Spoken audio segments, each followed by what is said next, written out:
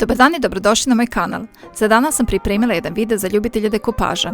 Željela sam da vam pokažem kako možete običnu drvenu kutiju ukrasiti i dekupaž tehnikom napraviti kutiju u vintage stilu. Od jedne salvete, malo akrilne boje i ornamenata napravila sam ovu kutiju u kojoj možete držati nakit, praline ili šta vi želite. Pa da krenemo.